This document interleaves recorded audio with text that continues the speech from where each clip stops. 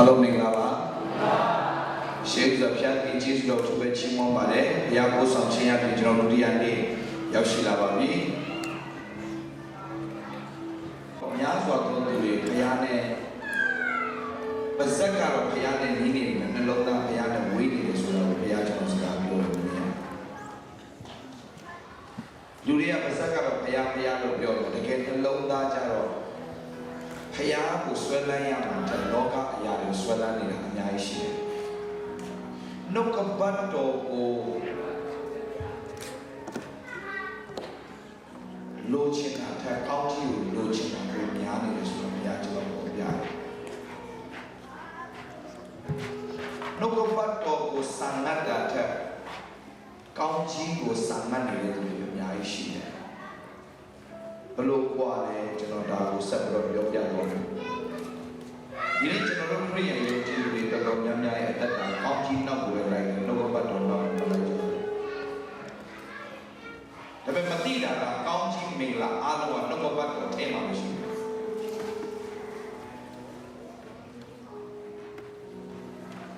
ဘုရားရှင်ကိုတော့ကောင်းကြီးပေးပါကောင်းကြီးအကြောင်းပြောရင်လူတွေသိစိတ်ဝင်စားတယ်ဒါပေမဲ့အဲ့ဒီကောင်းကြီးအလုံးစုံမှာဘယ်ထဲမှာရှိလဲဆိုတော့ဘုရားရဲ့နှုတ်ကပတ်တော်ထဲမှာမရှိဘူး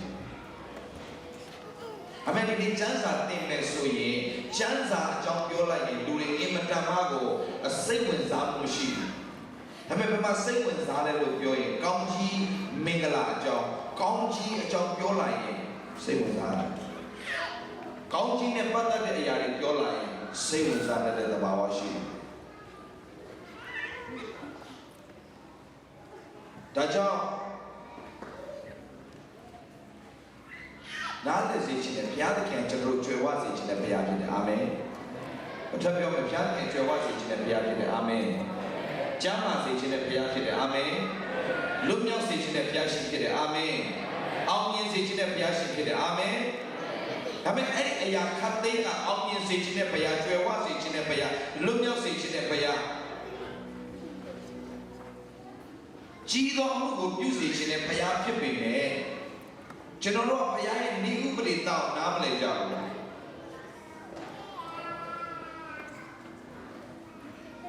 ဘုရားသခင်ကကျွန်တော်တို့အောင်မြင်စေခြင်းနဲ့ဒါပေမဲ့အောင်မြင်ဖို့အောင်မြင်ခြင်းကိုဘုရားကလုပ်ပေးတာမဟုတ်အောင်မြင်ခြင်းနိယာမကိုချထားပေးတယ်အဲ့လိုဆိုရင် principle our God is God of principle Our God is God of principle.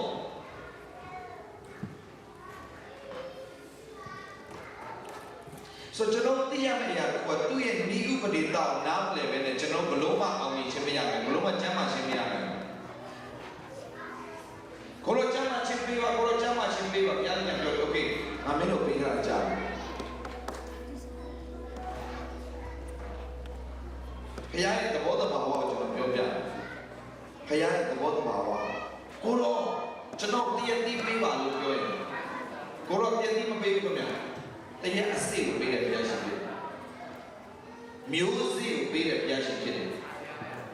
ကျွန်တော်ကောင်းကြီးလို့ချင်တယ်ဒါပေမဲ့ကောင်းကြီးရဲ့မျိုးစေ့ကိုပေးတဲ့ဘုရားဖြစ်တယ် Knowing Jesus Christ is for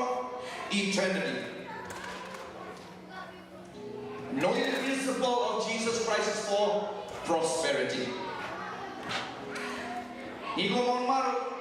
Yesu Kristo dimimi ke di passion di yoji la kai ke di chiya. Dabi me ke di chiya be lu yaw ka. Chama chiya bo, aung yin chiya bo, jwe wa chiya bo, si sei shi bo, khou threi shi bo, ai di aya de a lo ke di chi ya yu ne ma pi bu. Ai di aya de a lo ya yu nai ko ba lo le so yin tu ma တမန်တရားကြီးကိုရေးကြည့်။ဒါကျမ်းစာဘာပြောလဲဆိုတဲ့အခါမှာ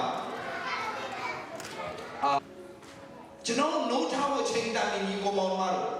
ဒီနိုင်ငံကိုဘုရားခင်ပို့ဆောင်ပေးတဲ့ကြီးရဲ့ချက်ကသမင်းဘွားကစားပြီးတော့မှအိမ်လေးကားလေးဝယ်တော့သေသွားမှာမဟုတ်ဘူး။ That's not life.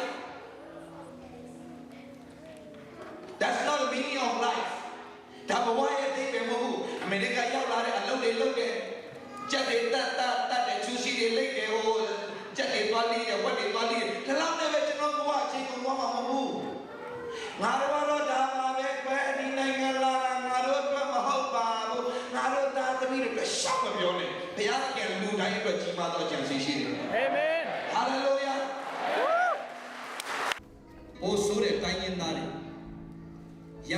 တခါမှမရောက်ဘူးပဲနဲ့တခါတဲ့အမေရိကရောက်လာတာဖခင်ရဲ့ဂျေဇုဘလောက်ကြီးတယ်ဟာလေလုယာဒါပေမဲ့ချင်းခက်မှချင်းနေကျွန်တော်ပြောချင်တယ်လို့ချင်းခေရောက်လာပြီတတိထားလို့ဘာကြောင့်လဲသိလားကရင်ခေတ်တော်ကလည်းကရင်နေဆုံးရှုံးသွားတာအရက်ကြောင့်ကချင်ခေတ်တော်ကလည်းကချင်နေအောင်မြင်ခဲ့တယ်ဆုံးရှုံးခဲ့တာဘိန်းကြောင့်အခုချင်းနေလေအရက်စားတော့ပြီအရက်တော့ပြီမလေးရှားမှာကျွန်တော်ရောက်သွားတယ်တောက်အလားအမေတောက်တယ်ဟေးတောက်တယ်ကချင်နဲ့ကရင်ကတောက်ပြီးဘုရားကြောင့်မလာရဘူးတောက်ပြီးတော့လာရတာချင်းနေရှိတောက်ပြီးမျိုးတတ်မလာဘူး तू ကစုတောင်းပါခံချင်သေးတာကောင်းကြီးလုံးမှာတော့ကြောက်တယ်လာတဲ့ပုံစံကျွန်တော်ပြမယ်ဘယ်တော့မှမမေ့အားအလုံးစုတောင်းခံပြီးတော့ပြီးနေပြီ तू ကခုံမထလာတာမရောက်နိုင်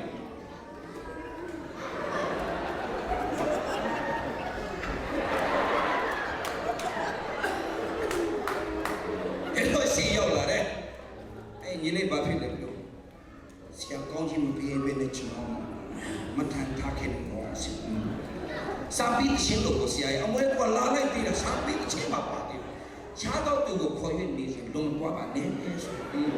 န်တော်လုံကွာပါနဲ့အမွေလုံနေတာတော့သူစမ်းနေဖွဲ့တယ်မှာပါတယ်ဒီလိုညီမမောင်မကျွန်တော်ပြောပြစမ်းနေမဖြစ်နိုင်တဲ့အခြေအနေတွေကနေဖယားကိုတိသွားတဲ့အခါမှာဖယားကဆွဲထုတ်ခဲ့တဲ့ညီကိုမောင်မဒီနေ့ဒီလိုအမေရိကအလကားရောက်နေတယ်မထင်နဲ့မြတ်ဘုရားအေကုတုပြေအဖွဲတွေကပင်အေကုတုပြေနဲ့ထွက်လာတဲ့အစ္စလာမ်လူမျိုးတွေကပင်လေအောက်ကနေတွားရတယ်အခုခမရတို့ပင်လေအပေါ်ကနေလမ်းလျှောက်ရှာမလို့ပဲနဲ့ဖယားလေရင်ပြတ်တဲ့ပို့ဆောင်တဲ့ဖယား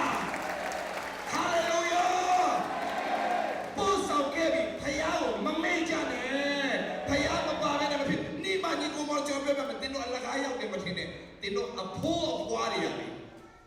ချင်းတော်မှာအေးစားနေတဲ့အချိန်မှာထမင်းရင်ငဲ့နေနဲ့မျက်ရည်နဲ့ဆူတောင်းခဲ့တာငါတို့သားသမီးတွေမြဖြစ်ပါစေနဲ့ငါတို့သားသမီးတွေမစင်းရပါစေနဲ့နိုင်ငံကြီးတွေမှာအောင်မြင်ခြင်းတွေရကြပါစေမျက်ရည်နဲ့ဆူတောင်းပေးခဲ့တဲ့အရာတွေအားလုံးကတင်းတို့ခင်မှာပြန်ခံစားနေရတယ်အကြောင်းဒီမှာဂျေဇုတော်ကြောင့်ရောက်လာတော့ခင်ဗျားတို့ဂျေဇုမကမ်းကြနဲ့ဘုရားသခင်ထံပြန်လှည့်ဖို့အင်မတန်အရေးကြီးတယ်ငါလုံးငါရတယ် no ဘုရားသခင်ခွင့်မပေးရှင်ကလမ်းတော်လမ်းခွင့်မရှိဘူး hallelujah ရှင်ကလမ်းတော်လမ်းခွင့်မရှိဘူးဘုရားခွင့်မပေးညကောင်းလို့ဆိုအဲ့တော့မနှက်မထားနိုင်တဲ့လူတွေအများကြီးရှိတယ်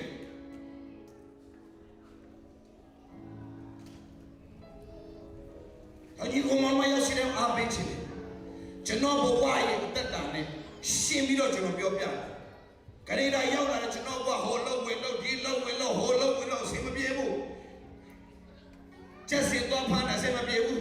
။တရက်တော့မပြေဘူးကျွန်တော်ခါအတကုံနာတော့ပြန်ရောက်လာတော့အခါတကပိတ်လို့နေရင်လည်းကျွန်တော်ဆူတောင်းတယ်။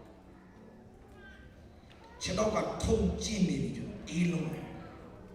အဝတ်စားလည်းဝတ်တက်တယ်အပြင်းမှာလုံးလုံးရminus 40ရှိတယ်အဲ့ဒီကျွန်တော်ရကြိုက်ခဲလို့ခဏလုံးကျွန်တော်မြေကြီးနဲ့ကျွန်တော်ခဏလုံးကျွန်တော်အမျိုးသမီးရှာမပလဲရေနွေးလေးကိုစပ်ပေးပြီးတော့ရေနဲ့ရေနွေးလေးနဲ့စပ်ပေးလို့ကျွန်တော်ချက်တော့ကျွန်တော်လက်ကိုလုပ်ပေးတယ်ပြီးလည်းပြီးကျွန်တော်ခဏလုံးတော့ဒီကပြောကျွန်တော်မူပြီးကိုရောကျွန်တော်ဖလုံးဒီတော့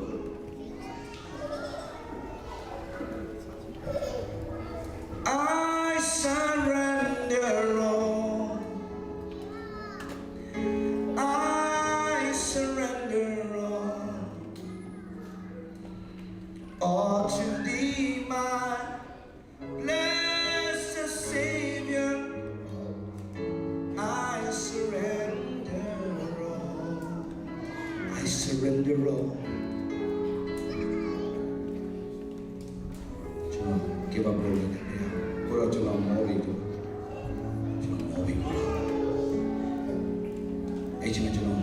Salo Janza Padachim Elishe Bawana Jano Pobia Elishe Eliyan Madrikin Tupoa Tanitani Manata Letone Swan to a ship the Yeti to Bandonia Manakani Yenit one of Lania Paya a chance you now and say Elishe Bana Layale Mana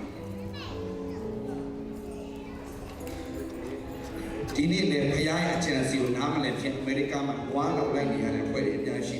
Payana Malaka one of Layale Go a season in him of it, the Bataka and Lolo Yala, Passan, pay money, any payment in Aloka, the Kosi, Windwara Mobu, interested, Windwara Amyai, Amuso, denying a system, the Akosi, also to go at Kai insurance, by insurance, Ya insurance, a Koloma Sweden, go down Wawa in Masabe, Shugora, system Tematena.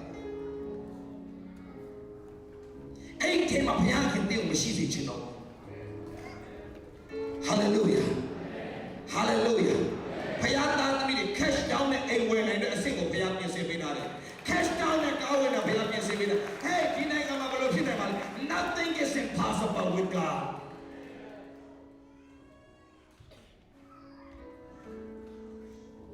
Nothing is impossible.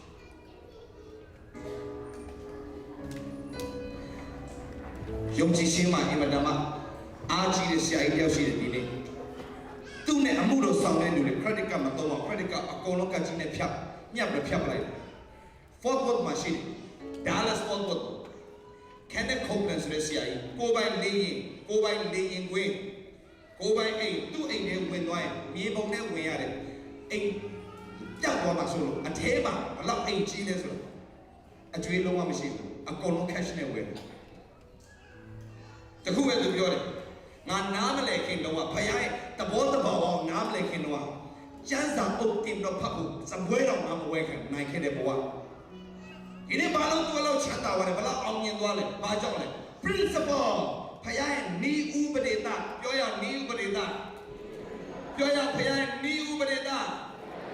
Tema, Tin Chaga, Madota, and Yakati. I didn't ni Ubadeta, Nale, Tincha, Tuana, a young lawyer. Di diamond you go on Mara, a chance you namely, General Ayaka de Lutime, do you a chance you go nale wine, General Nina Nirema, Amiana Quimpiaship Yesimir, Nina, Nia Daiwa Apayana Quimpiaship Yesimar, Lote Yama, only chief Quimpo Yesimar, Yasinama Bochima say, Hallelujah! Dima, the generation, Mapin Mazishino. Chino Lagamuro Sanamu, Chino A. Puan is Sweato de Shima, Chino Nale Wani, Chino Ayampo, Chino Boa.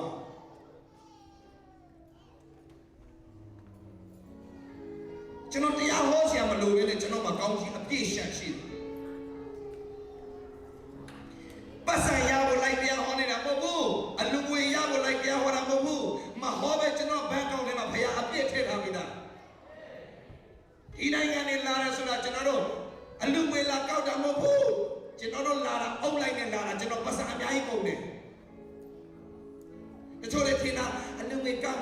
oh, Payana Twata de Loba, Alu, the Alu in Yoko, Matwara Sayani, see it. Aluwita, Sain Yoga at the Shake Puri, Ayasi it, the Damzan of you. Silent Yoga, thank you, no, Pianchi, Malabu. Paya ni upereta nale dware kama dunia se jure tatamu dunia ubine ne tatapse. Hallelujah. Paya ni upereta nale dware kama dunia acha tatamu dunia ko pian acha tatapse. Paya ni upereta nale dware kama dunia aku ne tatamu dunia ko pian aku tatapse. So the beauty see Balo Lepio, Baba Malo, why? The Lord is my shepherd, I shall not want. Tarapia the Nato de Kimaro, Nabama, လိုတာမရှိတော့ဟာလေလုယာလိုလေလေးမရှိအောင်ဘုရားအကုန်တာဝန်ယူထားပြီးသားဖြစ်တယ်အရေးကြီးတာကညီကိုမောင်မတို့ဒီနေ့ခရိယန်ရဲ့စာလ23အလွတ်ရတယ်စာလ23အလွတ်ရတယ်စာလ23အလွတ်ရတယ်ထာပြသည်ငါ့တို့တိတ်ဖြစ်တော်မူငါသည်စင်ရဲမခံရရွတ်တာစင်ရဲနေတဲ့အဖွဲ့တွေအများကြီးဘာဖြစ်လို့လဲစာလ23အလွတ်ပေးရတာစာလ23ကထဲကတိုးထိတ်တဲ့အဆက်တွေမရှိကြဘူးဟယ်လိုစာလ23ကိုအလွတ်ရလို့မရဘူးစာလ23ထဲကတိုးထိတ်နဲ့ယင်းဒီတိကျွမ်းထားဖို့လိုတယ်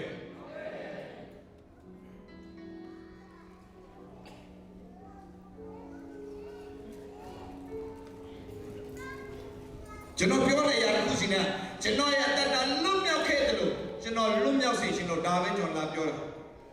အားလုံးကအမေရိကန်မှာအစီအပြေတွေပုံပေါက်နေပြီပဲကျွန်တော်ပြောရတယ်ကျွန်တော်ဘဝနဲ့တူတယ်အိမ်ဝယ်ထားပါတယ်ကျွန်တော်ကားဝယ်ထားပါတယ်အစီအပြေပါတယ်အကုန်ထင်းနေပြီမဲ့ဘယ်တော့မှပတ်စံကမစွနိုင်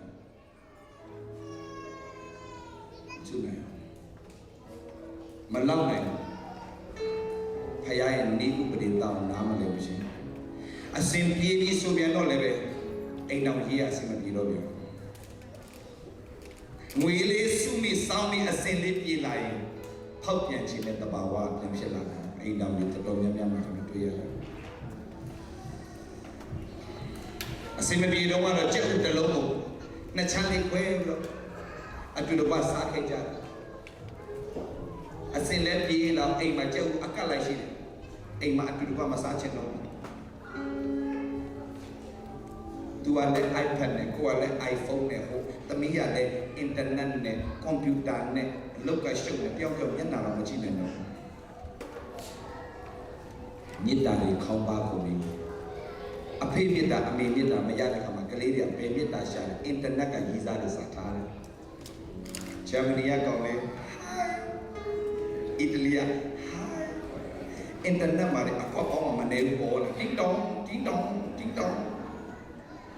ဒီစားရညာရှိအပြိုလူပြိုပဲထားတဲ့ခင်မဟုတ်တော့ဘူးကဘာတွေမှများလာဆိုလူပူတွေပါအင်တာနက်မှာမိမလိုက်ကလစ်ဆိုပိတ်လိုက်မိမတစ်ပြစွန်းလိုက်ပြန်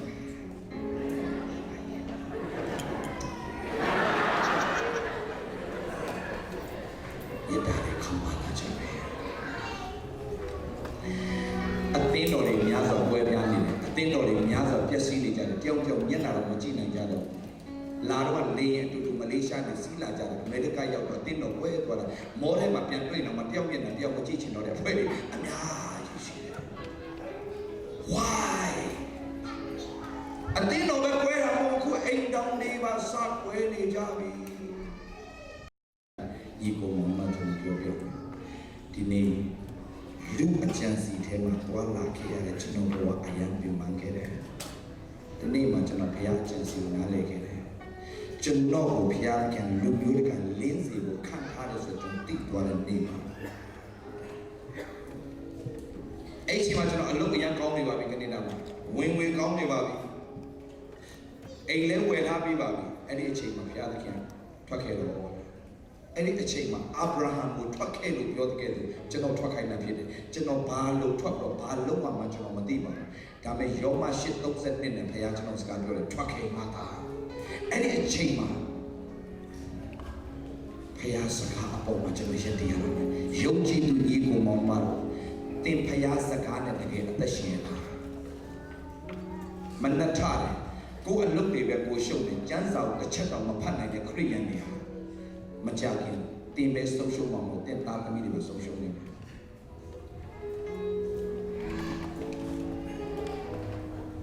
ယုံကြည်သူတို့ပြောတော့ဘာကိုယုံလို့ယုံနေမှမသိတဲ့ခရိယန်တွေအများကြီးရှိတယ်မိယုဖလာခရိယန်တွေအများကြီးမိယုဖလာခရိယန်တွေအကုန်မရဲသွားမှာဘာသူပြောလဲကျွန်တော်ပြောတယ်ပြောလို့မိုင်းကျွန်တော်ခံနေဘုရားရှိမှအဲ့ဒီကိစ္စကျွန်တော်မမခရိယန်ဖြစ်လို့ကောင်းကင်နိုင်ငံမရောက်နိုင်ဘူးမမ ဖခင်ကြောင့်ပုံမှန်တက်လို့ကောင်းကင်နိုင်ငံမရောက်ဘူးညီကိုမောင်မပုံစံကြနေတဲ့ဖခင်ကြောင့်ဒီမှာငုံတုတ်ထိုင်နေတဲ့ခရစ်ယာန်တွေဖခင်စိတ်ဝင်စားဘူးအစီအစဉ်တကြတော့အစီအဝေးမှာလာထိုင်နေကြတယ်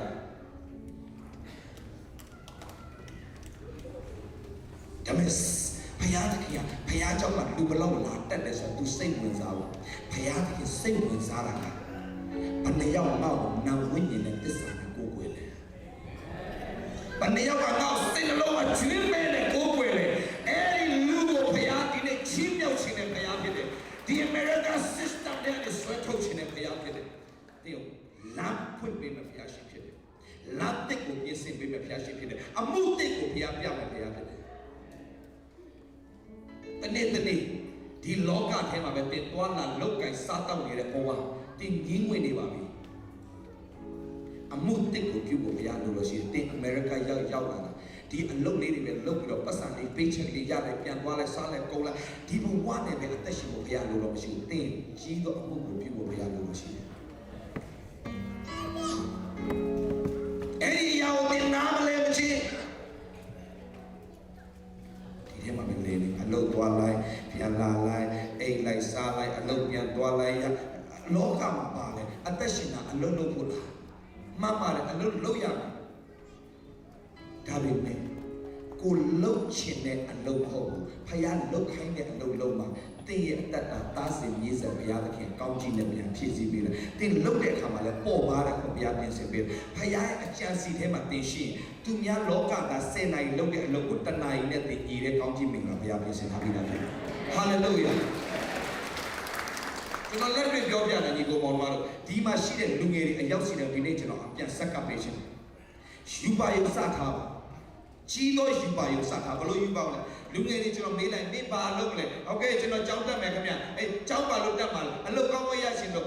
အဲကြောင်းတက်ပြီးအဲဘာသွားလို့က company မှာပေါ့နော်အလုပ်ကောင်းကောင်းတစ်ခုရချင်းတက်ပြီ no အဲ့ဒါဖယားသားသမီးတွေရဲ့စဉ်းစားမယ်ဟာမဟုတ်ဘူးကြောင်းတက်တာမှန်တယ်ကြောင်းတက်ပြီးသူများအလုပ်လုပ်ဖို့တဲ့ကိုယ်ပိုင်အလုပ်လုပ်မယ်ဆိုတဲ့စိတ်ကိုမွေးတတ်ဖို့အမှန်တရားအရေးကြီးတယ်သူများ company မှာလုပ်တာကငါ company မှာသူများပြန်လာလုပ်ရမယ်ဆိုတဲ့စိတ်မွေးတတ်ဖို့အမှန်တရားအရေးကြီးတယ်ဘုရားသားသမီးလေယူပါယုံကြီးထားကျွန်တော်တို့ဘာမှမဟုတ်တဲ့ကောင်10တန်းတော့မအောင်တဲ့ကောင်မကြခင်မှာလူမျိုးတကာမှာဘုရားခင်ကျွန်တော်လမ်းနေစားဖွင့် property လည်းကျွန်တော်အများကြီး property ပြုတ်နေပြီဗမာပြည်သားတွေမြန်မာပြည်မှာဘုရားခင်နောက်3နှစ်ပဲကြီးမားစွာဆရာအသုံးပြုတယ်အဲ့ဒါတယောက်ပဲမကတော့2ယောက်မကတော့3ယောက်မကတော့ကျွန်တော်ဘုရားကိုလည်းစကားပြောပြီးပြီဗမာပြည်မှာလည်းကျွန်တော်ကြေညာပြီးသွားပြီနောက်ထပ်3နှစ်ပြီးသွားရင် international ဘုရားခင်ကျွန်တော်စတင်ပို့ဆောင်ပြီ English speaking churches တွေမှာကျွန်တော်စတင်တရားဟောရမယ်ဘုရားကျွန်တော်လမ်းဖွင့်နေပြီ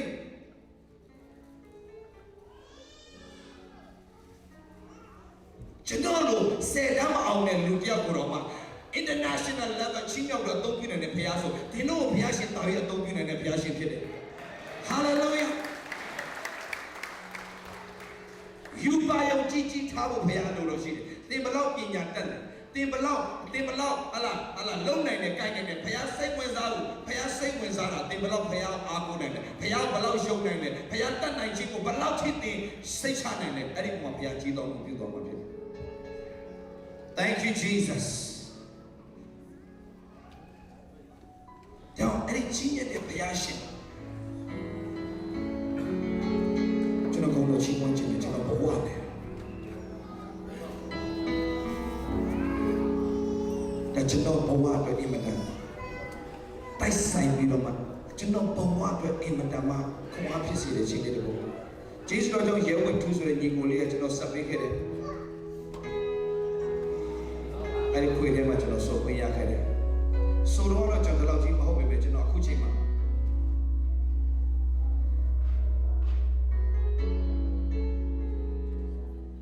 အဲ့ဒီချင်းကိုပြန်ပြီးတော့မှစဉ်းစားလိုက်မှကျွန်တော်ဘဝဖြစ်စေတယ်ကျွန်တော်ဘဝအတွက်ဒီမလားခွန်အားဖြစ်စေတဲ့ချင်းတွေဖြစ်တယ်ဒီချင်းလေးနဲ့ကျွန်တော်ခွန်အားပေးခြင်းကျွန်တော်ရဲ့နာ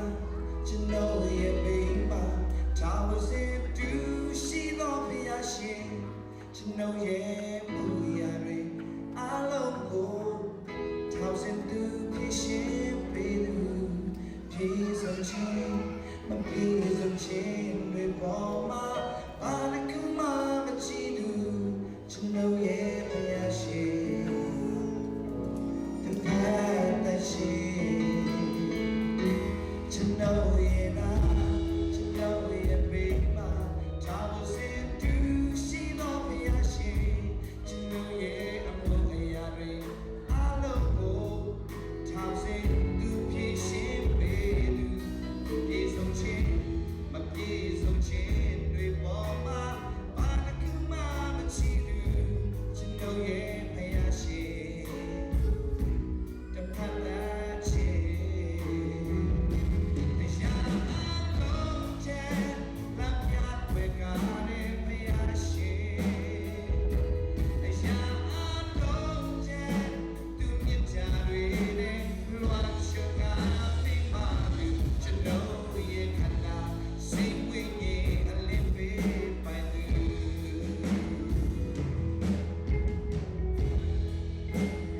ကျွန်တော်ရဲ့ဘေးမှာသူရှိတဲ့ဖယား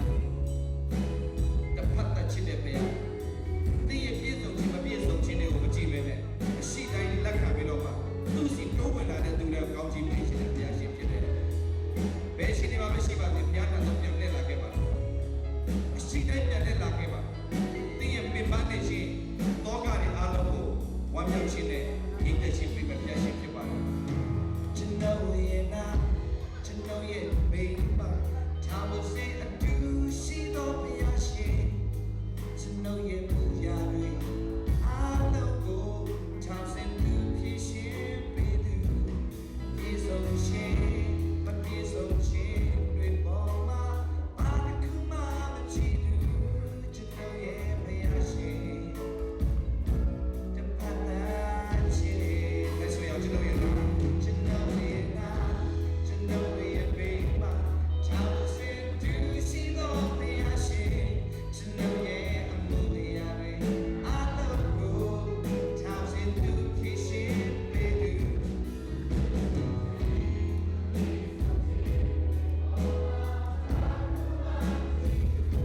ကျွန်တော်ရဲ့ဘုရားရှင်သူရဲ့တပတ်လာခြင်းရာတော်ချမ်းလမ်းပြွယ်ကားတဲ့ဘုရားရှင်ရာ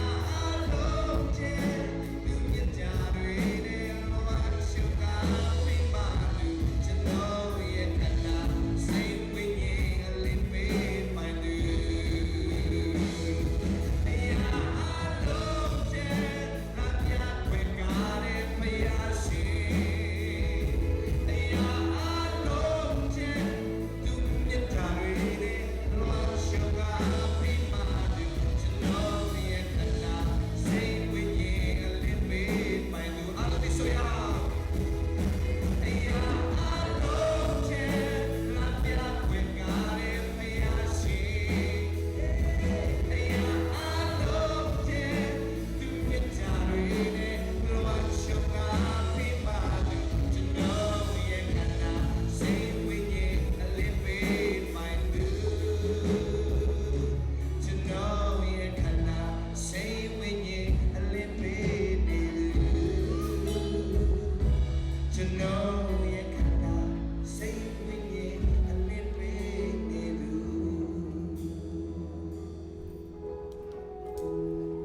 ကျွန်တော်ရဲ့ဘေးမှာသူရှိတော်ဘုရားဒီကုမောလာတခုပဲယေရှုခရစ်တော်အားဖြင့်တို့ရဲ့အားလုံးကတည်ခြင်းရရှိပြီးပါပြီအဲ့ဒီကတည်ခြင်းရရှိတဲ့အပေါ်မှာတကယ်ဝမ်းမြောက်ကြရလားဟုတ်ပြီကတည်ခြင်းရပြီလည်းမပြီးတော့ဒီကုမောမှာတော့ 2 Timothy chapter 2 verse 4မှာပြောလို့ဆိုနှစ်တိခန္ဓာနဲ့ငယ်လေးမှာပြောလို့ဆို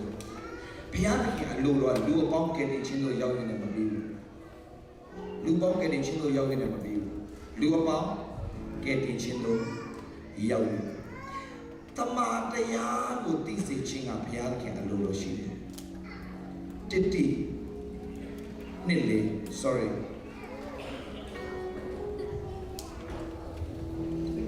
Did I say second Timothy, right? No, first Timothy chapter 2 verse 4. Okay. Let's say Allah lu bang lo di ke tin shin do yao yue tama tia do ti si chin ga phya da khin a lo do shi so ni ko mon ma do Yesu Christ do a tin ke tin shin ko ya twa bi ke tin shin ya yu me ma pi bu ni ko mon ma do ke tin shin do yao yue a chu la ma pya na shi de ke tin shin ya da ne ke tin shin do yao da ma tu buဒီမှာအဲ့ဒီရတာနဲ့ရောက်တာနဲ့ပြဿနာဖြစ်နေတဲ့အဖွဲ့ရလည်းရှိသေးတယ်စကလုံးနေနဲ့အလုံးမရှုံကြနဲ့ယေရှုခရစ်တော်တကယ်ရသွားပြီဆိုတဲ့တတ်တာကယ်တင်ခြင်းတို့လည်းရောက်တယ်ကယ်တင်ခြင်းလည်းရတယ်ရှင်းလေးပဲ very simple ဒါပေမဲ့ယေရှုခရစ်တော်ကိုတကယ်ရပြီကယ်တင်ခြင်းရပြီတဲ့သူတယောက်ကဒီမှာကြီးကိုဘောကဘာနဲ့တူလဲအေဂုတုပြည်ကနေဣသရေလလူမျိုးတွေလွတ်မြောက်လာတယ်လွတ်မြောက်တယ်ဆိုတဲ့အဓိပ္ပာယ်ပါလဲကယ်တင်ခြင်းရတော့တတ်တာဖြစ်တယ်လွတ်မြောက်ခြင်းဆိုတာပါလဲ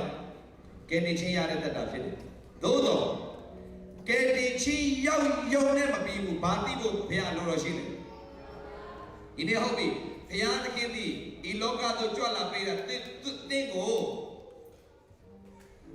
ကောင်းကင်နိုင်ငံသွားဖို့လက်မှတ်တစ်ခုပဲလာပေးတာမဟုတ်ဘူး။မြေကြီးပေါ်မှာရှိစဉ်မှာပင်လင်တင်းကိုဘုရားသခင်ကသူ့ရဲ့သားသမီးတွေသူတင်းတို့ကိုကြည့်လိုက်တာနဲ့ဘုရားသခင်ကိုကိုယ်ွယ်ခြင်းလောက်တဲ့စိတ်ဖြစ်တဲ့အထိဘုရားသခင်ချီးမြှောက်ခြင်းနဲ့ဘုရားဖြစ်တယ်။ဟာလေလုယာ။ကျွန်တော်လည်းပြောတာမဟုတ်ညီကိုမောင်မတို့ကျွန်တော်ဘုရားခင်တကယ်ကောင်းကြီးပေးပါတယ်။ကျွန်တော်ကြွားဝါခြင်းလုံးဝမဟုတ်ပါ။လောကသားတွေကျွန်တော်တက်တောင်ကြည့်ပြီးတော့မှဘုရားအကြောင်းမေးလာတဲ့သူတွေအများကြီးရှိတယ်။သူကဘာလဲဘလို့ဖြစ်တာလဲ။လူငယ်တွေကအစလမ်းမရောက်တဲ့လူငယ်တွေမြောက်များစွာပြောလာစကားတစ်ခုမှရှိတယ်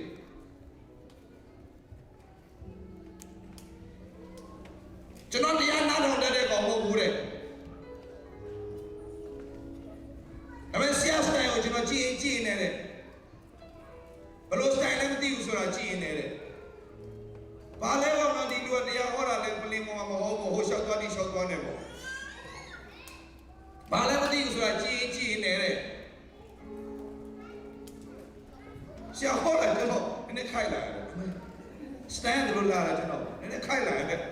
ဒါနဲ့ကြည့်နေကျွန်တော်လွတ်သွားပြီဆရာ Thank you ဆရာ God bless you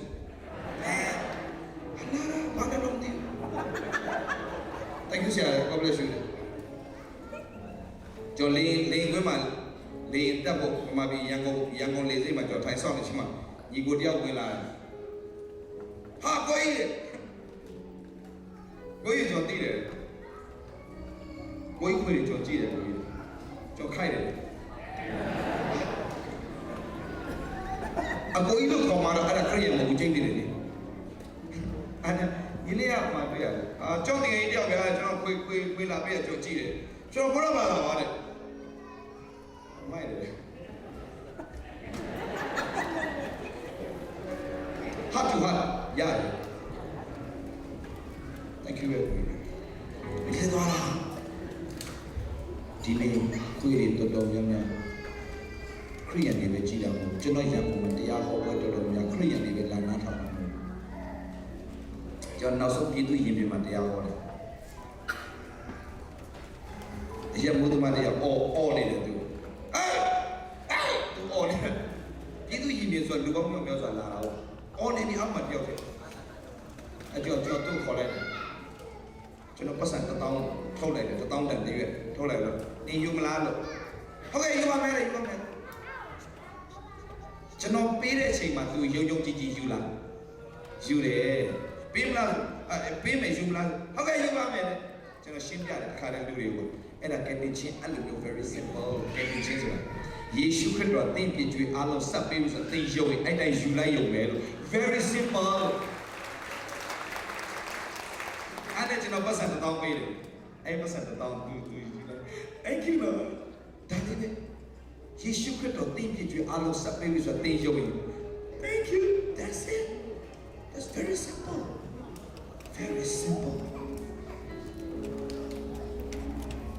ကျွန်တော်အဲ့ဒါလေးပြနေအဲ့ဒီယူသွားဒီလေးကိုကျွန်တော်ရှေ့ကိုခေါ်ပြီးကျွန်တော်ဆူတောင်းပေးတယ်သူကဲတင်ချင်းဒီပတ်စံတောင်းလေးပတ်စံတောင်းရသွားတဲ့ကဲတင်ချင်းရပါစေကဲတင်ချင်းအရှင်သခင်ကိုရရှိပါပါစေကျွန်တော်သူ့ဆူတောင်းပေးတယ်သူဘယ်လိုလုပ်လဲအာမင်မထူတတ်တော့ကဲတင်ချင်းတကယ်ရရှိပါစေလို့ပြောလို့တိပါဗျာ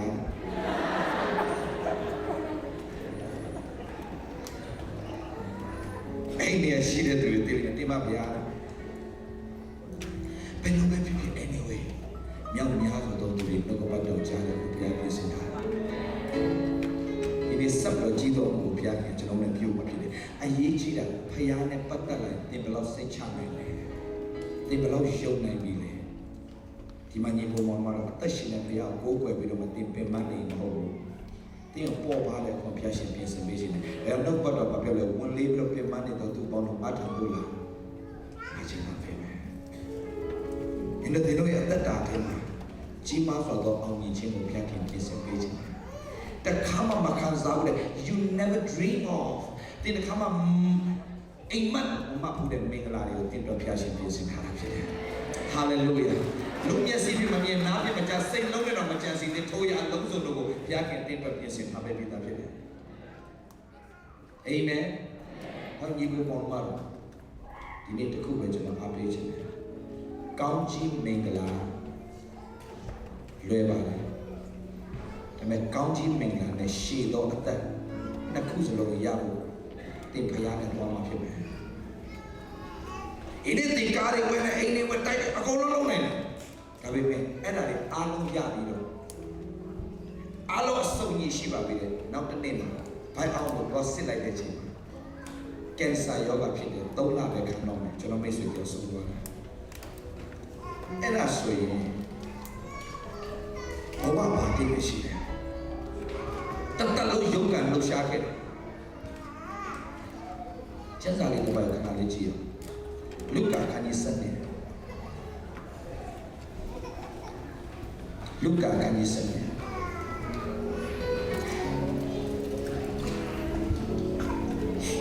အငယ်ဆက်ချောင်းအခုနကျွန်တော်ညီကိုကြီးတရှင်းဆိုသွားတယ်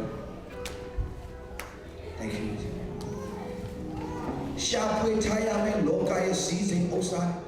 ကိုလောက်ထားဟမ်ခဏလေးကြည့်ရအောင်တဖန်ဘုရားမှာစကားမိန်တော်မူကယေရှုကိုယ်တိုင်မိန်တဲ့စကားတထေးတူ၌မြေကောင်းရဲ့အသီးနှံများလိုက်တထေးတူမှာမြေကောင်းတာရှိလဲအသီးနှံတွေအများကြီးရှိတယ်အသီးနှံအများကြီးထိုတထေးကငါဒီအဘယ်သို့ပြုရမည်နည်းညီကောင်မောင်မလို့အလုံးလုံးရေးကိုင်းရေးနဲ့တင်ပတ်စံတွေရှိလာပြီးကျွယ်ဝလာပြီးချမ်းသာလာဆိုဘာဖြစ်လာလဲဆိုတော့ဖယားသခင်တင်းကိုဘာလို့စေချင်လဲဆိုတော့တင်မစင်စားပဲနဲ့တင်ဘာလို့ရမလဲဆိုတော့တင်စဉ်းစားလာတယ်လူကအစင်ပြေးလိုက်အောင်မြင်လိုက်ကိုအစီအစဉ်တွေမှာဖယားကိုဆွဲမထည့်ပဲနဲ့ကိုအစီအစဉ်တွေပဲကိုလှုပ်ချင်တဲ့သဘာဝရှိတယ်ဒီတထေးကညီကောင်းတဲ့အသီးနှံများတဲ့ထိုတထေးကငါဒီဘယ်သို့ပြုရမည်နည်းအသီးနှံများကိုတိုးထားစရာအရက်မရှိပြုတ်နေအကြံမူကဘာနဲ့တူလဲပတ်စံရှိုင်းတဲ့ပတ်စံတွေများလာတဲ့အခါမှာအဲ့ဒီပတ်စံဘာလို့မသိတဲ့သူတွေရှိတယ်အဲ့ဒီခါမှာအကြံစီစထုတ်လာတယ်ပြုတ်မြင့်အကြံမူကငါတိုက်များကိုဖြိုးမယ်ဖြတ်မယ်ကျေသောတိုက်တို့ကိုတီဆောက်မယ်ငါရဲ့အသီးနှံဥစ္စာရှိသမျှတို့ကိုတိုးထားမယ်အဲ့ဒီဘာနဲ့တူလဲဒီမှာတော့အသီးနှံနဲ့နိုင်လာတယ်ဒီခေတ်ဒီကာလညောင်များစွာသောလူတွေအစင်းပြေးလာပြီပတ်စံရှိလာပြီဇူမီစောင်းပြီးပြီဆိုရင်ငါဆိုင်လေးတစ်ဆိုင်ဖွင့်မယ်ဟိုမှာတော့ငါဥစ္စာရှယ်ယာလေးတော့ဝင်လိုက်မယ်ငါဟိုဟာလေးလုပ်မယ်ဒီဟာလေးလုပ်မယ်အကြံစီတွေများစွာရှိတယ် That's a good idea good idea သူ့မှာလည်း good idea အပြည့်ရှိတယ်အဒီနာနေများတဲ့ဥစ္စာပေါ်များလာတယ်အဲ့ဒီအချိန်မှာဘာလုပ်လဲငါအိမ်မှာပြန်ဖြတ်လိုက်မယ်ဒီနေ့လူတွေလည်းဒီတိုင်းပါပဲကာတစီရပြီအဲ့တစီရနဲ့နည်းနည်းပတ်စံဆင်းပြေးလိုက်နောက်တစီထောက်ဝယ်ရှင်တဲ့သဘာဝရှိတယ်။မော်ကာအဆုတ်လာပြီနောက်ကာတစီထောက်ဝယ်ခြင်းနဲ့2013ကားကိုမစီးချင်တော့ဘူး2019ကားကိုကြိုတင်ပြီးတော့မှားထားတဲ့အဖွဲ့တွေရှိတယ်။ iPhone 5S iPhone 6S အခုဘာဖြစ်လဲ iPhone 7မှာထားတဲ့သူတွေအပြည့်ရှိနေပြီလူတွေကဘာဖြစ်လဲဆိုတော့အဲ့ဒီနောက်ကိုပဲလိုက်နေကြတယ်ပြုတ်ပြအကြောင်းကငါတိုက်မြောင်ငါဖြတ်မယ်ကျဲတို့တိုက်တော့ငါဆောက်အိမ်အသေးကနေအိမ်အကြီးဝယ်ရှင်တဲ့သူတွေရှိတယ်အိမ်အကြီး 4 bedroom ကနေပြမအိမ်အထက်တာရဲ့ကောင်းတဲ့အိမ်ကြီးတွေဝယ်ချင်လာလူကအတော်မတတ်နိုင်ဘူးဒါလှုပ်ချင်တယ်အယောင်ဝယ်ကြတယ်လှုပ်ကြတယ်ဒီထဲမှာပဲလုံးလဲချလဲလိုက်အောင်ဘယ်သူကလဲလှုပ်လို့ဆိုဒီလောက system မှာသိကိုဖျားစီပြန်မလဲနိုင်တော့အောင်ဒီလောက system ထဲမှာပဲအိမ်ဝယ်ဖို့ကားဝယ်ပြီးလည်းမပြီးဘူးကားအတစ်တစ်စီးထပ်ဝယ်ဖို့အဲဒီကားဟောင်းဝယ်နောက်ကားစီထပ်ဝယ်ဖို့အိမ်ဝယ်ပြီးလည်းမပြီးဘူးအိမ်နောက်တစ်လုံးထပ်ဝယ်နိုင်ဖို့အိမ်တစ်လုံးကနေအိမ်အတစ်တစ်လုံးဝယ်ဖို့အိမ်ဟောင်းသွားလို့အိမ်တစ်လုံးဝယ်လူကမပြီးနိုင်ဘူးအဲ့ထဲမှာပဲလုံးလဲချလဲလိုက်အောင်မပြီးနိုင်တဲ့ business ထဲမှာလူတက်ထားတယ်အကြံစီမျိုးစုံနဲ့ပါဆိုင်ရရင်မလုံးမညာလုံးမဲ့အတိနာတုံထားမယ်နောက်ဆုံးဘယ်လောက်ဖြစ်သွားလဲငါဝိညာဉ်အားကြက်ဘာပြောလဲကိုဝိညာဉ်ကိုပိုင်တဲ့ပုံစံမျိုးနဲ့ဘာဖြစ်လဲမသေးတော့မဲ့ပုံစံမျိုးနဲ့လူကအောင်မြင်ရင်နည်းနည်းလေးအဆင်ပြေလာရင်မသေးတော့မဲ့ပုံစံမျိုးယောဂမဖြစ်တော့မဲ့ပုံစံမျိုးတစ်သက်လုံးဒီတိုင်းနဲ့နေလို့ရမဲ့ပုံစံမျိုးကျွန်တော်ဖန်တီးကြတယ်ဖယားကိုမေ့သွားပြီးတော့မှညကောင်းလို့ဆိုတာအိတ်ခွင့်ပေးတဲ့ဖယားကိုမေ့သွားပြီးတော့မှကောင်းအိတ်နေရတာကိုဂျေဇုတော်ဆိုတာမသိကြတော့ဒီနေ့ညီကောင်မောင်တော်သတိထားတင်တို့သားသမီးတွေကိုဂျေဇုတော်ဆိုတာကိုမသိပေးတတ်ရင်တင်တို့ပြန်ပြီးတော့ချက်ခွဲလိမ့်မယ်တင်တို့တနေ့ဝမ်းနေရလိမ့်မယ်ဘာလို့လဲညီကောင်မောင်တို့ကျွန်တော်တို့ဘဝကိုယ်ပိုင်စပိတ်ဆိုတာမရှိခဲ့ဘူးတရက်ကွက်လုံးမှာ TV တစ်လုံးကိုတစ်ပတ်မှတစ်ခါပဲတွားကြည့်ရတယ်ကောက်တဘူးကိုမိသားစုတစုလုံးအကြမ်းပကံခွက်လေးနဲ့မျှပြီးတော့အကုန်လုံးမကုန်အောင်တောက်ပါတယ်ဒါမှကုန်သွားမှဆိုလို့ရှာလေးနဲ့အဲ့ဒီစီဖြစ်သွားတဲ့ဟာလေးကိုအဲ့လိုခံပြီးတော့မကုန်အောင်တောက်ရတယ်ဘဝအခုချိန်မှာကလေးတွေဘာဖြစ်နေလဲဟမ်ကျွန်တော်တို့ကြက်တပေါင်မိသားစု3ယောက်စားခဲ့တဲ့ဘဝကြက်အခုကြက်တပေါင်ဘာဖြစ်လဲ KFC ကလေးတွေနှစ်ခါလောက်ကြိုက်ပြီးနှုတ်ပြလိုက် oh it's not good အမေခုန်လေးတဘူးလောက်တောက်လာပြီးနှစ်ကုန်သုံးကုန်တောက်ပြီး oh it's too sweet အမေပြတ်တယ်စပိန်ဆိုလဲကျွန်တော်မှစပိန်ဆိုလို့အငားပဲသွားတော့ငားစီခဲ့တဲ့ဘဝဒီနေ့ကလေးတွေစပိန်လို့ရှိရင်ဝါမကနေစပိန်လေးဝယ်ပေးလိုက်တယ်ဘာဖြစ်လဲကျွန်တော်တို့သူတို့ကောင်းကြီးဆိုတော့မသိကြတော့ကျွန်တော်တို့များဖဏတ်တရံလေးကြအရောက်ကျေးဇူးတင်လို့မဆုံး Sunday နေ့မှာဖျားကြောင်းသွားမှဒီဖဏတ်တစ်လေးကိုစီးမယ်ဆိုတပတ်လုံးမစီးတဲ့တိတ်ထားအခုချိန်မှာပဲလေကလေးတွေကမောသွား No I want it မိုးရဲ့အမေရိကစိတ်ညစ်တော့အေးရအဖြစ်တော်ပြီစေစိငိုလိုက်တာနဲ့ရတယ်ကလေးကငယ်တဲ့တိထားတာမိုးမဲ့အယုံမရမချင်းငိုတယ်ပွဲပြစ်လူတိုင်းရတဲ့ခါမှာဒီမှာဖြစ်နေစေကောင်းကြီးဆိုတော့မသိတော့ဂျေဇုတော်ဆိုတာမလဲတော့ဒီနေ့သားအဖေမိတယ်လည်းပတ်စံရှိလာတယ်ပတ်စံမရှိတော့မှ credit card နဲ့ဝယ်ပေးတဲ့ခါမှာကလေးတွေပြန်မသိပေးတော့ဒါကဂျေဇုတော်ကြောင့်ရတာနော်ပတ်စံရှိတော့မှမဝယ်ပေးတဲ့ညီကိုမောင်မလို့ဆူတောင်းတဖို့တယ်မင်းဆူတောင်းမင်းလိုချင်မင်းကိုရဆူတောင်းတာမင်းသမီးလိုချင်ကိုရဆူတောင်းတော့တင်ပေးတဲ့မိခင်ဖခင်ဖြစ်တနေ့တင်တို့မစော်ကောင်းဂျေဇုပြန်တင်နေမယ်ဒုက္ခတွေမှာသူတို့ဘဝရောက်လာတဲ့အချိန်မှာဆူတောင်းခြင်းကိုတင်ပေးခဲ့တဲ့အဖေအမေကိုမျက်ရည်ကျမတတ်ဂျေဇုပြန်တင်နေတယ်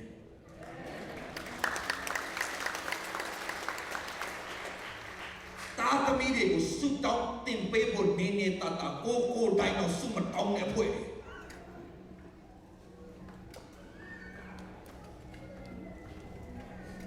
ဒီမှာကြည်တထေးဒီနိုင်ငံရောက်လာရင်အတူအယောက်ဆောင် blessing တွေအများကြီး credit card ကိုအများတို့အဲ့ဒါအဟုတ်လို့မထင်နဲ့ credit card ကြောင့် homeless ဖြစ်သွားတဲ့အဖွဲ့တွေအများကြီးရှိတယ်ဒီနိုင်ငံမှာအချွေးတွေ တွေအောက်မှာပြီးသွားတဲ့အဖွဲတွေအများကြီးတခုဆိုရင်ဘာပဲဝယ်စုတောင်းတတ်တဲ့အကျင့်ကိုလုပ်ပါ even though if you have money in your account you have to pray စုတောင်းပါဘုရားအားကိုးပါကျွန်တော်မှာဘုရားပေးထားတဲ့ကောင်းကြီးမင်္ဂလာအများကြီးရှိတဲ့ဘဏ်အကောင့်ထဲမှာကျွန်တော်တရားဟောပွဲတစ်ပွဲလို့အနည်းဆုံးဒီမှာဒီနိုင်ငံဒေါ်လာနဲ့တွက်မယ်ဆိုအနည်းဆုံး3000 4000ကုန်တယ်ကျွန်တော်တို့တရားဟောပွဲတစ်ပွဲလို့အနည်းဆုံးကျွန်တော်3ပွဲ4ပွဲ5ပွဲကျွန်တော်အဲ့လိုလုပ်တယ်တစ်နှစ်မှာသိန်းနဲ့ချီကျွန်တော်ဒေါ်လာသိန်းနဲ့ချီကုန်တယ်ကျွန်တော်မှဘုရားပေးထားပြီးသားတိုးတော့ကျွန်တော်အမြဲတမ်းဘုရားပေးတယ်ကိုတော့ကျွန်တော်ယုံလို့အပ်ထားတဲ့အမှုကျွန်တော်လှုပ်ချင်တဲ့တိုင်းမလုပ်ဘူးလှုပ်ချင်တိုင်းလည်းမလုပ်ဘူးကိုတော့လှုပ်ခိုင်းတဲ့နေရာမှာဝိညာဉ်တွေကိုတကယ်ရှိသိရမယ့်နေရာမှာအဲ့အတွက်ကျွန်တော်ပေးဘူးကျွန်တော်ကနည်းနည်းဝင်ရတာပြီဆိုကျွန်တော်တို့ကအိမ်ဝင်မဲ့ကားဝင်မဲ့ကိုလုံးမဲ့ဒီလုံးမဲ့ကျွန်တော်ကဘုရားပေးတဲ့အရာတွေအားလုံးကျွန်တော်သုံးမယ်ဆိုကျွန်တော်အိမ်ကလေပြန်လာနေပြီလို့ဒါမဲ့ no ဒီမှာကြည့်ဒီမှာသင်္ကန်းစာရှိတယ်ငါအိမ်ငါတင်းလေးငါချက်လိုက်မယ်အဲ့ဒါ good idea တပါးလေအိမ်တင်းလေးကြီးချက်လိုက်မယ်အကုန်လုံးကိုသုံးထားမယ်ငါသေးသွားတယ်မှာငါဝိညာဉ်စားလို့ရတဲ့အချိန်ငါသုံးထားမယ်အကုန်စီစဉ်ထားတယ်ငါဝိညာဉ်အားလည်းအချင်းဝိညာဉ်တင်းနှစ်ပါးများစွာသုံးဆောင်ရဲ့ဥစ္စာများကိုသုံးထားလက်ရှိရင်ဝတ်စွာနေတော့မတိတာကကျွန်တော်တို့ပတ်စံရလဲအောင်မြင်လိုက်ဘုရားပေးသွားတယ်မတိတာကျွန်တော်အသက်ကဘုရားလက်ထဲမှာရှိတယ်ဆိုတော့မသိဘူးညကောင်းလို့ဆိုအဲ့ရတဲ့ဂျေဇုတော်ကြောင့်ဆိုကျွန်တော်မသိဘူးမနှက်နိုးထလာတာဘုရားပေးလို့ပြန်နိုးလာတာဆိုကျွန်တော်မသိဘူးရောက်စံပြည့်ချင်းလေးတို့ကျွန်တော်ရမ်းကြိုက်တယ်ဆရာစံပြည့်ချင်းလေးတို့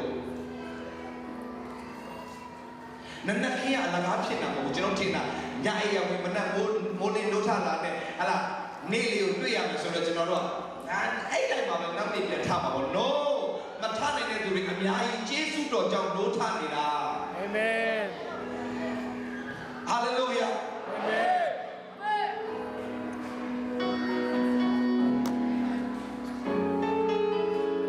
ကျေးဇူးတော်တတ်ပါဒီကိုမောင်ပါတော့တစ်ချက်ရှုလိုက်တဲ့လေတိုင်းဟာလည်းကျေးဇူးတော်တတ်ကြောင့်ရှုနေရတာပါမြင်နေရတာလည်းကျေးဇူးတော်ကြောင့်ပါကြားနေရတာလည်းကျေးဇူးတော်ကြောင့်ပါစားနေနေတာလည်းကျေးဇူးတော်ကြောင့်ပါကျမ်းမာနေတာကျေးဇူးတော်ကြောင့်ပါမြေပေါ်မှာမတော့ဆေးရုံမှာတွားကြည့်လိုက်စီးတစ်ဆက်ကြဝင်တော့ငိုနေရတဲ့ဖွဲ့တွေအများကြီးကြောက်ကမှကြောက်တယ်လို့စီးတစ်ဆက်ကြဝင်မျက်ရည်နဲ့ငိုကြွေးနေသူတွေဆုတောင်းတဲ့အချိန်မှာကျွန်တော်မျက်ရည်ကျတယ်အော်ငါတို့အပေါ်ပါသွားတဲ့အချိန်မှာလွတ်လပ်မှုသွားတယ်သူမှစီးတစ်ဆက်ကြဝင်ငိုနေရတယ်ဂျေဇုတင်ကြစမ်းပါဘုရားကပြန်လှည့်ကြစမ်းပါနနခေနေရောက်လေသူမေညာချမ်းအေးညာချင်းဘသူမေနေတာစားတော့မေဘသူမေ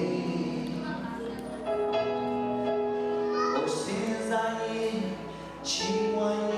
တဲ့ရှင်နေငယ်စဉ်ကလေးဘဝကအစရခုတဲ့ဟာလေလုယာအစင်ရဲ့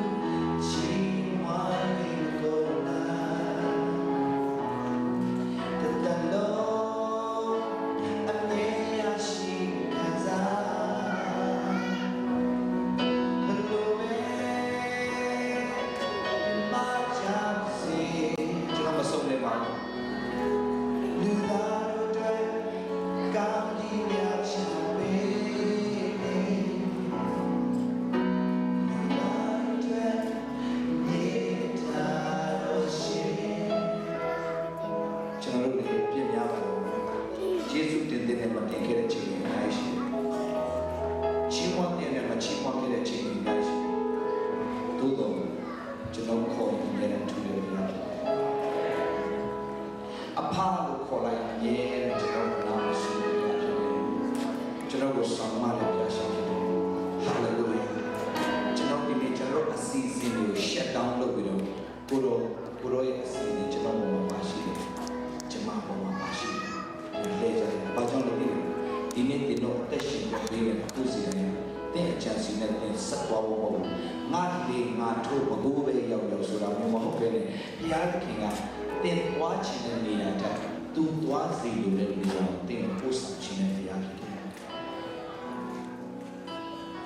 ။ဘာဝင်ကြီးအချင်းဝင်ကြီးတင်ဒီမြေပေါင်းများတော့သုံးဆောင်ရဥစ္စာမျိုးတိုးထားတဲ့ရှိတယ်။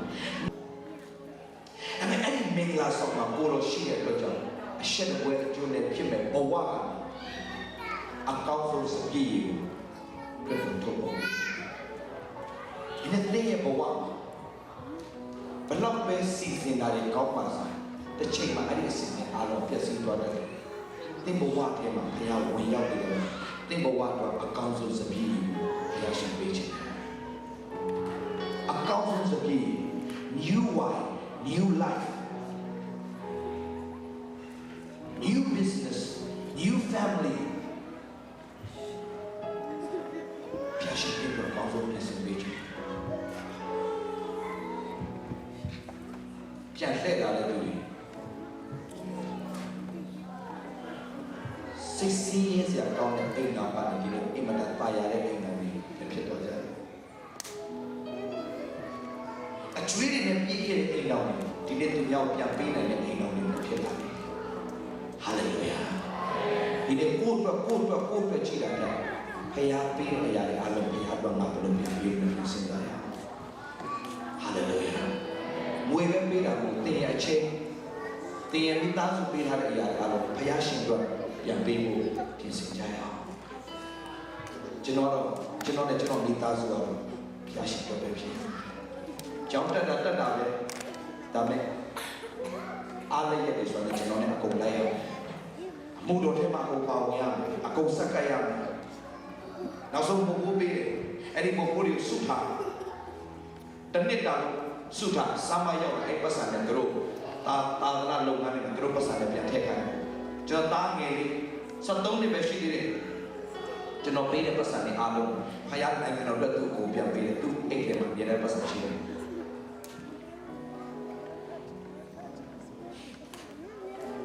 အမှုတော်ဆောင်တွေကိုသူဖဏဝယ်ပေးတယ်73နှစ်သားလေးအမှုတော်ဆောင်တွေတွေ့ဖဏလိုက်ဝယ်ပေးတယ်အိမ်ဒီလိုက်ဝယ်ပေးတယ်ကပတ်လိုက်ဝယ်ပေးတယ်သူမပတ်စံ20ရှိတော့မှာနိုင်ငံတော်အတွက်ပါဝင်မယ်လို့ဆိုအဲ့20လေးကိုအဲ့ဆရာရဲ့တက်ထဲကိုထည့်ပေးတက်တဲ့ကလေးတွေဖြစ်လာကျွန်တော်သမီးလေးနေမကောင်းဖြစ်ပြီဆိုရင်ဒဲဒီဆူတောင်းပေးပါဒဲဒီဆူတောင်းပေးတာနဲ့ပျောက်မယ်ဆိုတော့သမီးသိတယ်လက်နဲ့ဆူတောင်းပေးတယ် I'm healed daddy ယုံကြည်ခြင်းနဲ့ဝန်ခံတယ်မကြခင်မှာသူ့နာယောဂပြောက်သွားတယ်ဒီဘုံမောင်မကလေးငယ်တွေငယ်ရဲ့အစားသင်ပေးပါဘုရားနဲ့တွားတတ်ဖို့သင်ပေးပါဒီနောက်ဆုံးသောချိန်ကာလမှာဒီလိုသားသမီးတွေကွန်ပျူတာတွေအင်တာနက်တွေ YouTube တွေ game တွေအားလုံးဖြတ်စည်းဖို့ကြံစည်ထားပြီးသား24နာရီအလုပ်လုပ်နေတယ်တင်လို့ဘုရားခင်ဘတ်ကိုတင်လို့ကိုယ်တိုင်ပြန်မနဲ့တင်လို့သားသမီးတွေတနေ့တင်လို့ပြန်ဆဲဆိုနေတယ်တင်လို့ပြန်ရိုင်းပြဆိုဆက်ဆံနေတယ်တင်လို့မထီမဲ့မြည်ပြလာကြတယ်တင်တို့ကိုယ်တော်မထိနိုင်ဘူးဘုရားနဲ့ထိမှရဘုရားရဲ့လက်ထဲကိုအပ်တာကိုရည်ကြည်ဒီမှာရှိတဲ့လူငယ်တွေအားလုံးတင်တို့ကိုဘုရားကြီးကြီးတော်မူပြီးတာငယ်သေးတယ်မပြောနဲ့ကျွန်တော်အသက်18နှစ်ကလေးကျွန်တော်မှုလို့ဆောင်ခဲ့တယ်နာငယ်သေးတယ်မပြောနဲ့ဒီနေ့လူတွေကကျွန်တော်စီမံမှာရောက်လာလို့မြင်တယ်ဒါပေမဲ့ကျွန်တော်18နှစ်ကလေးကျွန်တော်ဘဝကိုဘုရားနဲ့ဆက်ကပ်ခဲ့ဘူးမှမြင်ကျွန်တော်သူများတွေတော့ဟာလာ restaurant မှာ night club မှာလက်ဖက်ရည်ဆိုင်မှာ home မှာဒီမှာတော့ပြောပါနဲ့ကျွန်တော်ကျန်းစာတော့နဲ့ကျွန်တော်အသက်တောင်ဆက်ကပ်ခဲ့တယ် I invest myself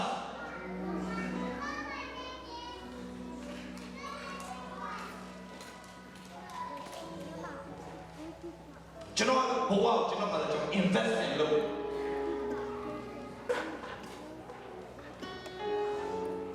တနေ့ငါရတက်တာဘုရားနိုင်ငံတော်အမြတ်ရကျွန်တော်ကြည့်ရှင်တဲ့ရုပ်ရှင်ကောင်းမကြည့်ဘူးကျွန်တော်ကြည့်ရမယ့်အရာကျွန်တော်ကြည့်ကျွန်တော်သွားမယ့်နေရာမသွားဘူးကျန်တာတင်တန်းကိုကျွန်တော်သွားချင်တဲ့နေရာမသွားဘူး ကျွန်တော်ဟလာရုပ်ရှင်သွားကြည့်ရှင်တော့ကျွန်တော်ဘာရွေးချယ်လဲကျွန်တော်ကျန်းစာတင်အောင်ကြော်သွားမယ်ငါဒီအချိန်မှာစိုက်ပျိုးထားတဲ့အရာတွေအားလုံးတစ်နေ့မှပြန်လည်ရေးရမယ်ဆိုတာငါယုံကြည်တယ်ဒီအချိန်မှာဒီလိုတင်းအသက်တာဘုရားနဲ့မစိုက်ပျိုးဆိုရင်ဘယ်အချိန်မှာဒီလိုအတိပြန်စားမှာ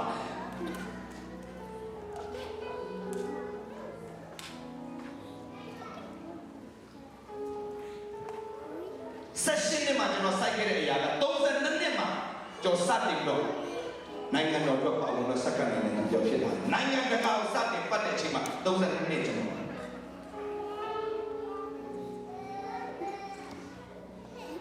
ဒီနေ့မှာရှိတဲ့လူတွေမိသားစုအားလုံးအကုန်ဘုရားကပြန်လဲတို့အစီအစဉ်တွေအားလုံးတဲ့ဘုရားရဲ့အစီအစဉ်ပါလေဒီအစီအစဉ်တွေအားလုံးအချင်းလူမိုင်း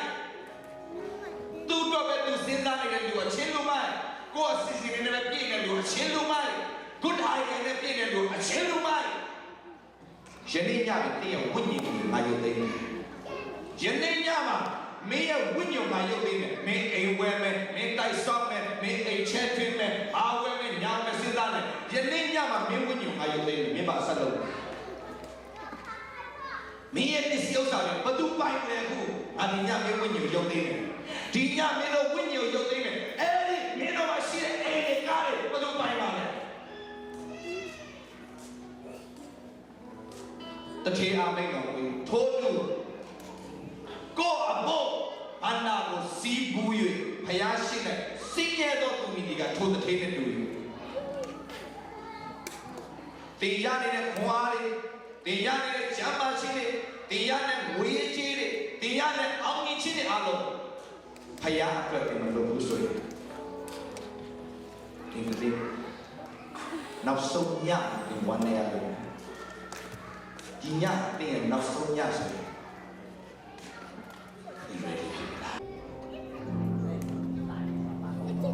Today is the day that God will touch your life. You will have a new experience with God tonight.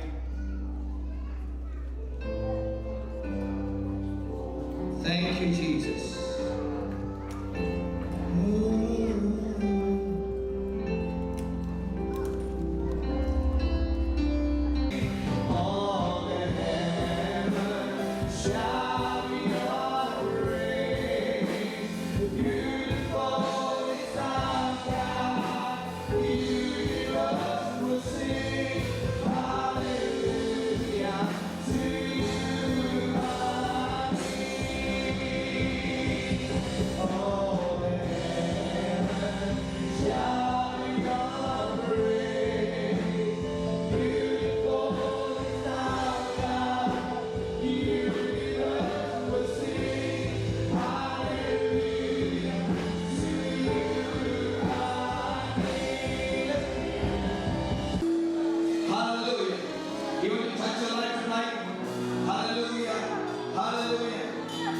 You might have no hope for the future, but He will give you a new hope. Hallelujah. Hallelujah. He will show you a new way. Hallelujah. Jesus, Jesus, Jesus. Hey.